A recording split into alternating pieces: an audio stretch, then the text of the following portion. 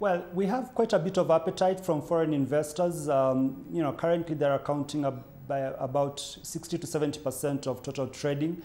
But there isn't too much supply, and the volume on overall is thin. We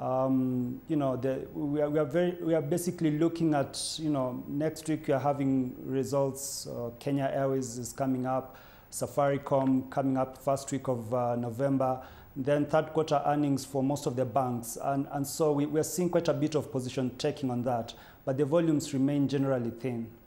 There's a capital injection of about 4.4 billion shillings to boost the money supply. Do you think that will ease the concerns going forward? Well, the central bank generally injects funds into the economy, depending on how it views the tightening in terms of interest rates. So, if you look at the end of last week, we saw interbank rates sort of rising quite a bit, almost on a daily basis. And it was on that background that they decided to inject quite a bit of liquidity back into the money markets. Well, let's look at the stocks that you just mentioned, Kenya Airways and Safaricom coming out with results. What's market expecting there?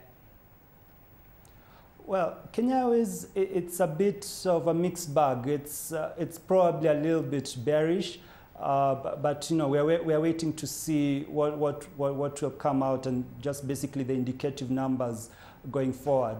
On Safaricom, I think investors are generally bullish. We probably expect generally very robust numbers for the first half, and I guess we'll just wait and see. And then for the banks, it's generally a mixed bag. We're not very sure, what will really turn out. So where exactly is growth going to come from for Kenya's economy? We've seen the rain starting to come back, and that can easily turn the economy around, because if food prices can come down quickly, then that sort of eases in terms of free cash into the economy. The agricultural sector, if that's going to turn around, I think that's going to create a boost to the rest of the economy. Infrastructure, we are seeing a lot of spending going in through the government. ICT, there's been a lot of talk, and that's also coming out very strongly.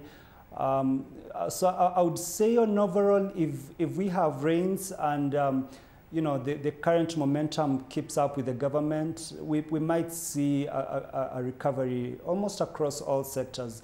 But I must say it's been a challenging period for Kenya, and the government as a whole, between last year and this year. So, I think the turnaround will take some time, but I think there's a lot of concerted effort to ensure that can come through.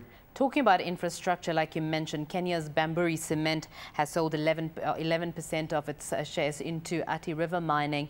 Firstly, take us through how exactly it's going to affect its earnings going forward.